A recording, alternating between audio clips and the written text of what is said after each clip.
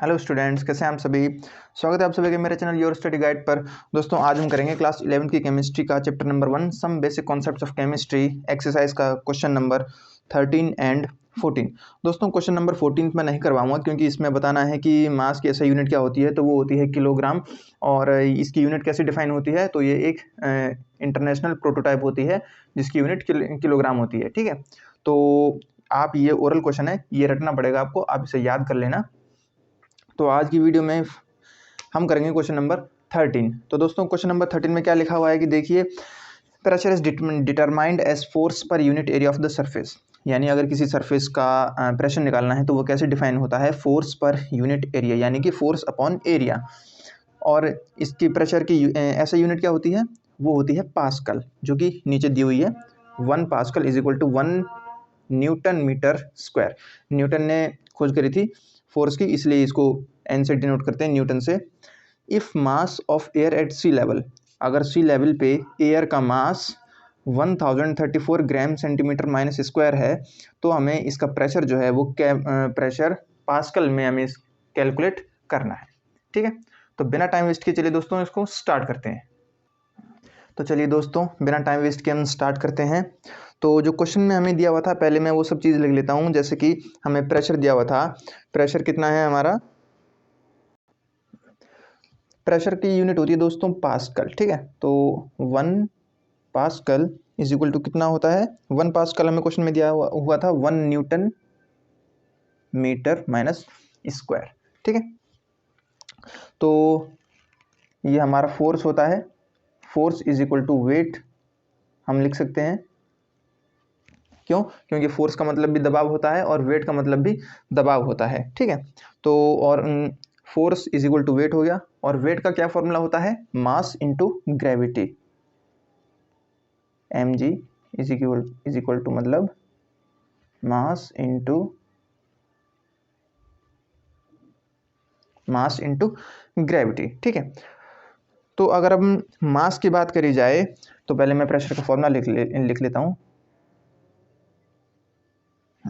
Pressure का formula, pressure क्या होता है, यानी कि वेट पर यूनिट एरिया मतलब फोर्स पर यूनिट एरिया। क्यों? क्योंकि फोर्स का मतलब भी दबाव है और वेट का मतलब भी दबाव है। और समुद्री स्तर पे यानी सी लेवल पे एयर का मास कितना है, यानी कि वेट है उसका 1034 ग्राम। तो पहले मैं इसको लिख लेता हूँ, प्रेशर इज इक्वल टू कितना होता है हमारा, फोर्स पर यूनिट एरिया, यानी कि wait per unit area.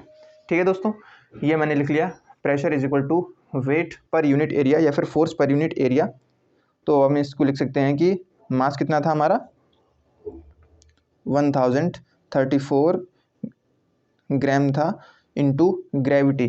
Gravity की दोस्तों वैल्यू होती है 9.8 मीटर पर सेकंड स्क्वायर। ये वैल्यू होती है, ये वैल्यू आपको याद करनी पड़ेगी। ठीक है, इसको आपको याद रखना पड़ेगा। तो 1034 gram centimetre square into gravity की वैल्यू होती है हमारी 9.8 मीटर सेकंड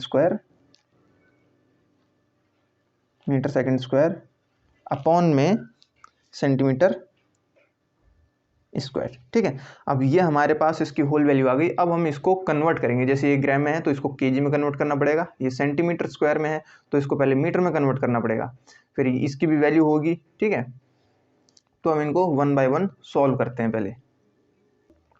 तो चलिए दोस्तों पहले मैं इसी जो वैल्यूज़ हैं इन वैल्यूज़ को मैं पहले लिख लेता हूँ।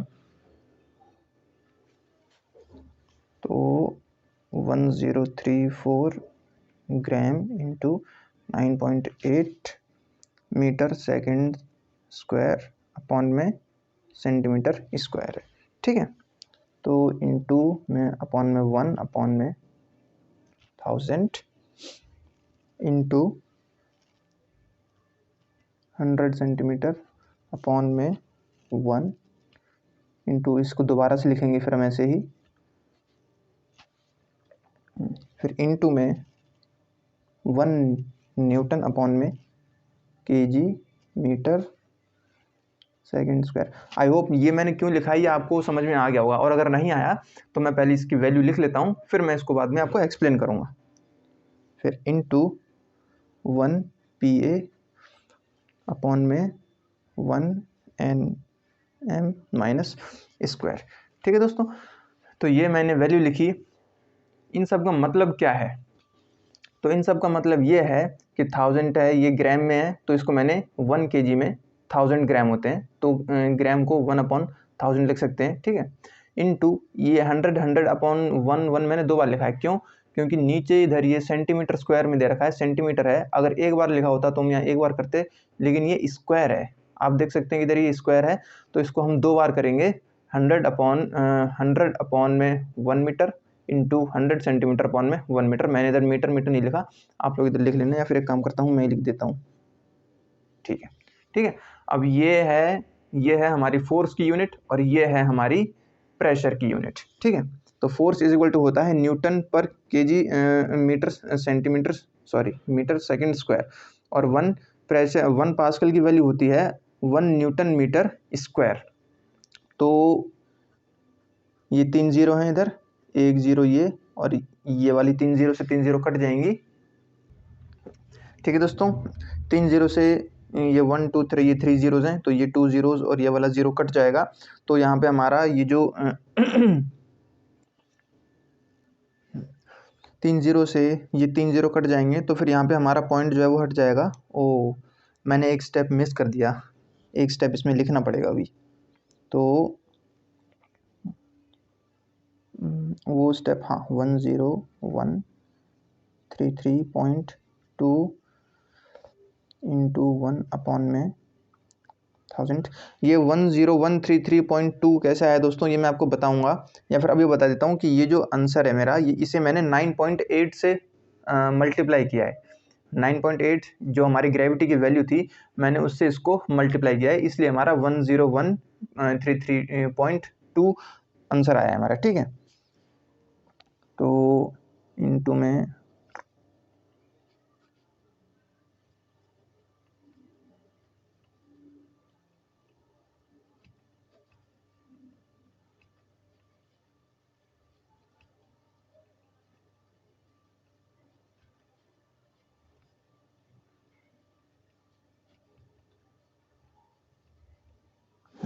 ठीक है दोस्तों, तो 1 2 3 ये 3 zeros, 1 2 और ये 3 zeros। ठीक है, 10 से इसको मल्टीप्लाई करेंगे तो इसका ये जो पॉइंट है, ये वाला पॉइंट हट जाएगा, तो इसकी वैल्यू आ जाएगी 10133.2। ठीक है, अब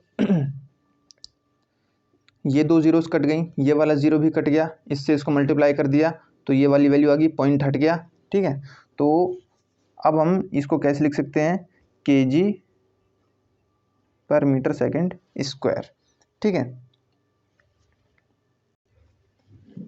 तो is equal to kg upon में metre square into metre upon में सेकंड स्क्वायर। ठीक है दोस्तों, अब ये कैसे आया, तो ये ऐसे आया क्योंकि यहाँ पे, हाँ, ये जो लिखा हुआ है मैंने 1/1000, यहाँ पे 1 के ये वाली यूनिट बच जाएगी kg, और अपॉन में मीटर बच जाएगा।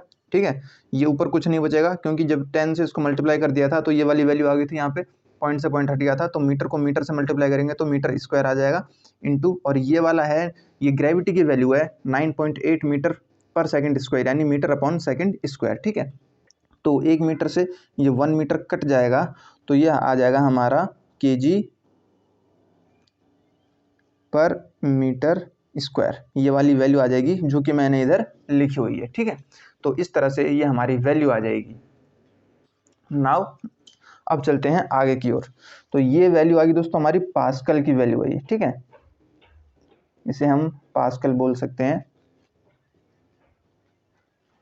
इसे हम पास्कल बोल सकते हैं। ठीक है, अब इसे हमें साइंटिफिक नोटेशन में लिखना है, तो साइंटिफिक नोटेशन में इसका आंसर आएगा 1.01332 इंटू 10⁵ पास्कल। ठीक है, तो दोस्तों ये था हमारा इसका आंसर। आई होप ये क्वेश्चन आपको समझ में आया होगा। इस वीडियो को 1-2 बार और देखना आप, ताकि आपके डाउट्स अच्छे से क्लियर हो जाएंगे। मिलेंगे नेक्स्ट क्लास में, तब तक के लिए थैंक यू।